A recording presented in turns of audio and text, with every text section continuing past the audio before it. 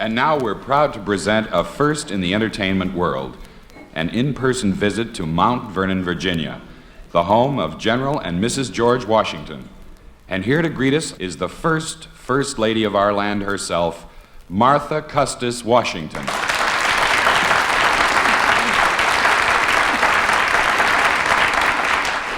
Thank you. Thank you. Welcome to Mount Vernon.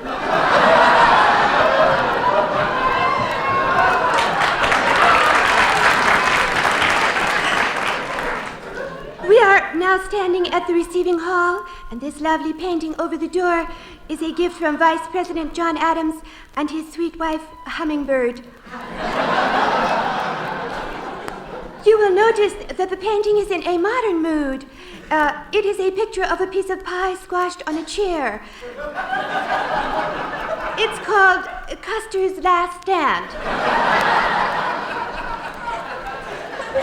To my right is the blue room, over there is the red room, and here is the gold room. That's where George keeps his teeth. Over here... Just a minute, Mrs. Washington. Gold teeth? But history tells us the president had wooden teeth. Yes, that's true. George had the first false teeth made in America. They were made of wood. Well, didn't he ever have any trouble with them? Well, he never had any cavities, but he was bothered a great deal by termites and dry rot.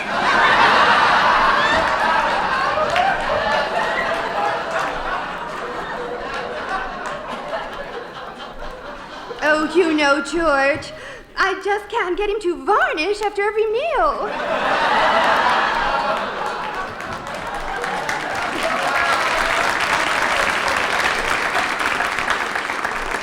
Is General Washington at home now? Oh, no. He and Tommy Jefferson are out on one of their 50-mile hikes.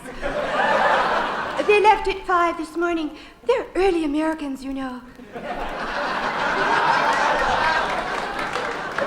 Yes, I understand the general is quite an athlete. Is that a true story about him throwing $1 across the Rappahannock River? Oh, yes. People don't know how difficult that was. He used paper money. Well, as long as we're asking questions about General Washington, is it also true that he never told a lie? Oh, yes, it's so true. Even the story about him chopping down that apple tree with his little hatchet.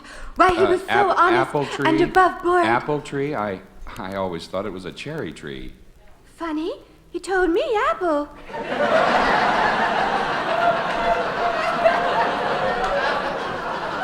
Mrs. Washington, where does that door lead? Oh, right into our colonial kitchen. Mother is in there getting it ready for our new stove. Pot-bellied? Well, she's a little overweight, but we thought...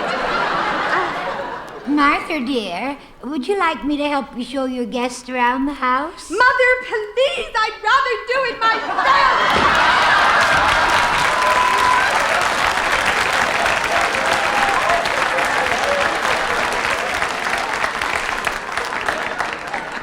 Mother tries so hard to be helpful. Yes. Toodaloo, mon petit chou. Mrs. Washington...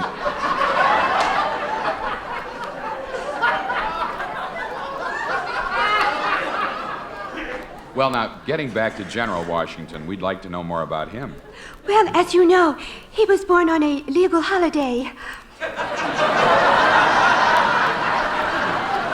Well, I'm sure that the romanticists in our audience would like to know how you and George first met.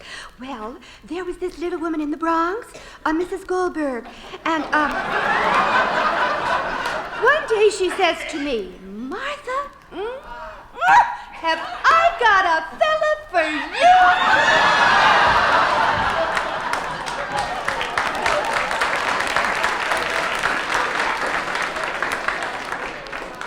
Well, what kind of a husband is the general? Well, I guess he's like a lot of other husbands. I let him go out alone one night. All I heard for years was George Washington slept here, George Washington slept there.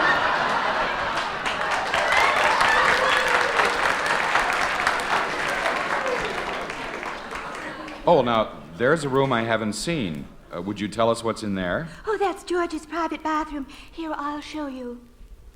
My very word.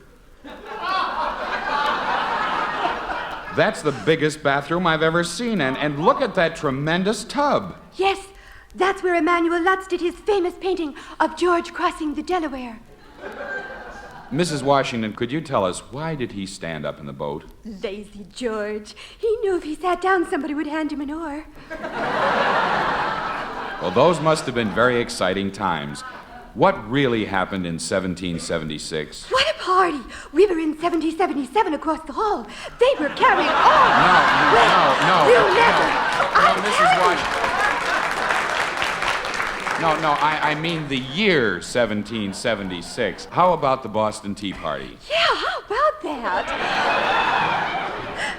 I mean, it was going lovely till the Vice Squad broke it up. And what's the real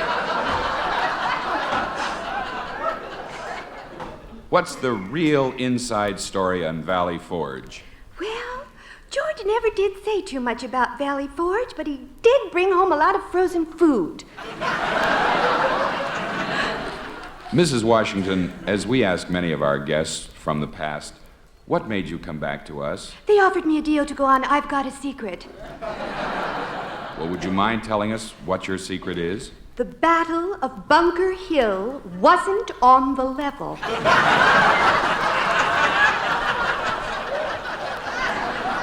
Well, now, before you leave, Mrs. Washington, one more question. How is George Washington doing today, financially, I mean? Well, he makes his regular income from the 5-cent stamps, and he gets a nice few little dollars from the bridge. But if it wasn't for the candy I make, we'd all starve. Thank you, Martha Washington.